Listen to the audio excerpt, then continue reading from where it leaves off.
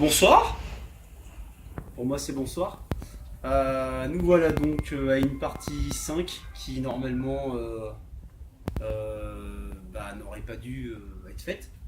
Mais que s'est-il passé? Alors, qu'est-ce qui s'est passé entre temps? Je vais vous le raconter et je vais vous raconter aussi vite fait peut-être une petite partie de la CGC parce que finalement les gens n'ont pas compris ce qui s'était réellement passé. On va commencer par ça. Allez, la CGC. J'ai donc mis un stand là-bas, j'ai donc mis des produits rétro, des trucs bien, des trucs beaux, donc avec une certaine cote de mars, je tiens à le dire, c'était en mars, nous sommes déjà en septembre. Et puis donc Kirby 54 est passé deux fois, je me rappelle parfaitement, avec sa clique, a fait le tour et a donc filmé mon stand. Ok. Jusque là tout va bien puisque le week-end s'était très bien passé. Je répète, je le dis pour que les gens comprennent ce qui s'est passé à ce moment-là. La convention étant terminée, une vidéo est apparue du jeune homme me montrant et un autre stand et me comparant entre le jour et la nuit. Ce sont ces mots-là. Et terminant, donc je passe les blasphèmes et compagnie sur mon enseigne et en terminant par le stand de la honte. Bon, un macaron a été pris, je répète encore une fois, sur la vidéo et c'est là que ça a commencé. Donc dès le soir même, j'ai eu donc des messages, etc. qui me racontaient qu'il y avait donc une vidéo qui parlait de mon stand. C'était pas compliqué, il y avait écrit Cinegame sur le macaron. Erreur de sa part, je pense, il n'a pas fait exprès. Ceci étant fait, le mal a été lancé et pour avoir donc possibilité de parler avec le jeune homme, j'ai utilisé donc les moyens que j'avais à l'époque, c'est-à-dire tout et rien, puisque je suis pas quelqu'un de très fort à ce niveau-là. Et j'ai eu le numéro de téléphone du jeune homme. J'ai donc diffusé les 6 premiers numéros de téléphone, encore une fois, pour le faire redescendre. C'est arrivé, il s'est énervé, il s'est passé des choses dans un autre Facebook. Il a dit qu'il s'excuserait jamais, etc. Ce serait donc accepter les tarifs que j'avais mis là-bas. Les tarifs que j'ai mis là-bas. J'ai énormément de témoins puisque j'en ai vendu beaucoup. C'est le même principe qu'ici, il y a des tarifs. Et il y a des trucs qui n'ont pas été vendus à ces tarifs-là. Alors on m'a dit, une personne m'a dit que la loi, blablabla, nous oblige à mettre les vrais tarifs. Mais la loi, dans ce genre d'endroit, c'est moi, puisque je fais des promotions quand je veux. J'ai le droit d'afficher un écraseur à 100 balles, et puis de le vendre 60 derrière. J'ai le droit de mettre un Probotector à 100, et au final le donner dans un groupe de rétro. J'ai le droit aussi, par exemple, de mettre le dimanche après-midi, avant de les jeter, un prix sur des PLV. On en a vendu 3, on en a offert je sais pas combien, parce qu'il y a eu des gros clients. J'ai le droit de faire ce que je veux à partir du moment où c'est quelque part, c'est noté et c'est déclaré. Il faut bien qu'on soit d'accord. Il existe des gens connus qui ont des milliers de personnes derrière eux, qui soutiennent donc cette personne. Ces gens-là montrent des vidéos de vide-grenier, et il y en a plein, montrent à combien ils prennent un jeu et se font repérer sur le bon coin en train de les vendre 7 fois le prix. Qui veut gagner des millions sur Wii? 1 euro, revendu 7. J'invente rien, il y en a plein. Des trucs comme ça, c'est facile à tracer.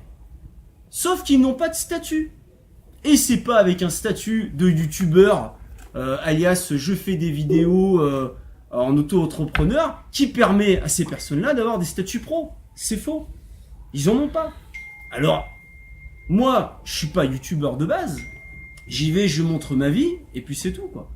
Mais je m'en sers pas pour vendre. J'ai essayé, puis finalement, je veux pas. Je veux pas, je vends très bien ce que j'ai à vendre dans mon magasin, point barre. C'est tout. Qu'est-ce que j'ai à dire d'autre? C'était la convention. Kirby. Donc Kirby, entre-temps, j'ai regratté un peu plus fort dans les groupes, parce que beaucoup de gens ne savaient pas certaines choses. Et j'ai donc jamais eu mes excuses. Nous nous sommes retrouvés, parce que ça a été sérieux, en privé. Donc j'ai reçu un mail. Il a d'abord appelé une première fois mon patron. Il a appelé d'autres magasins qui ne sont pas dans ma chaîne, hein, je parle en France. Et il refuse de parler à d'autres encore magasins puisque ces magasins posent des questions financier. Ça me regarde pas, je m'en fous. De comment les gens font leur business. Bref, nous, on est des pros, on s'en fout. Coup de fil, et un peu plus tard, un mail à mon patron. Le patron m'envoie le mail, je regarde, donc oui, dernier va-tout. Il fallait absolument que j'enlève toutes mes saloperies, parce qu'il y a quand même quelques saloperies, et qu'on arrête d'en parler.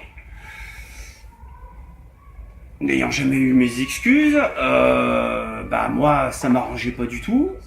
Et puis bon, le lendemain, vu qu'il s'est rien passé, Monsieur Kirby 54, Jonathan, puisque moi je suis pas Totos, je suis Louis, est venu me chercher donc sur YouTube et m'a envoyé un message pour un ultime arrangement et j'ai été d'accord. Donc on s'est mis en relation gentiment, on a discuté, j'ai essayé de discuter parce que c'est arrivé quand même assez ardos et j'ai donné ma parole que je ne montrerai pas donc cette discussion, mais je peux en parler vite fait, il n'y a rien de mal. On devait avoir un arrangement, donc l'arrangement était simple, une excuse de sa part, c'était bien parti pour. Il a demandé une privée et une publique. J'ai décidé de ne pas avoir la privée parce que c'était déjà allé très loin, mais qu'une publique envers mon enseigne, c'était la moindre des choses. Ça allait se faire. Je devais nettoyer ma page YouTube, Facebook, plus de nouvelles. Donc, qu'est-ce qui s'est passé après? Moi, je suis tombé sur des enregistrements et une vidéo à Lyon où il m'incendie, alors que l'affaire était en train de se calmer. Voilà, donc ça m'a beaucoup énervé. Beaucoup énervé. Et j'ai pris sur moi et j'ai essayé de passer à autre chose en me disant cette fois c'est vraiment foutu, même avec des excuses s'il continue à me dénigrer après 80 000 personnes qui regardent et à chaque fois il me pourrira partout dans les conventions là où je ne vais pas. Désolé, je travaille, je peux pas y aller, beaucoup de travail. Donc je me suis dit c'est foutu. Et puis après monsieur a voulu faire une vidéo pour montrer aux yeux du monde que Totos 63, Louis Dos Reis, en fait, je sais pas. Il voulait montrer quelque chose, il l'a pas fait, mieux, je pense. On va donc y arrêter là. Parce que, comme déjà dit dans d'autres vidéos, si on se met tous à gratter, il va y avoir beaucoup de merde. Vraiment beaucoup. Et je cherche pas à en gratter plus, parce que vu tout ce que j'ai découvert, j'ai pas envie d'en parler. Sans déconner, je veux pas en parler. Alors, Kirby 54, fais ta vie, je fais la mienne. J'ai pas eu d'excuses, donc je fais ce que j'ai à faire. Point barre. Des allusions à ce jeune homme là, je peux en faire autant que je veux. Ceci est une marque déposée de chez Nintendo. Je la possède, je fais ce que je veux, je la mets dessus. Je ne suis pas monétisé et je ne gagnerai jamais d'argent sur ma chaîne YouTube. Tu peux scanner ce que tu veux, je ne gagnerai jamais d'argent sur ma chaîne YouTube. Je ne ferai pas 40 000 vidéos en 5 ans, ça m'intéresse pas. Je suis dans un délire, je m'éclate. Maintenant, ceux qui pichent pas ce que c'est que d'avoir un boulot et défendre l'honneur de son entreprise, vite, commencez à finir vos études déjà, faites-le correctement, trouvez un boulot, et qu'est-ce que je peux rien dire de plus, quoi. Défendez ce que vous aimez. Moi, on a touché à ma vie. C'est tout. Voilà, c'est tout. Ils ont envie. C'était pas prévu. Il voulait passer. Donc voilà, fais ta vie, je fais la mienne, tes excuses, je m'en tape.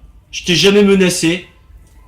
Donc je vais pas le faire aujourd'hui parce que ça vaut pas le coup. Et puis je devais tout stopper le 22.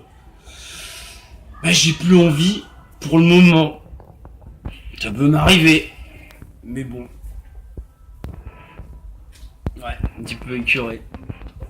Allez.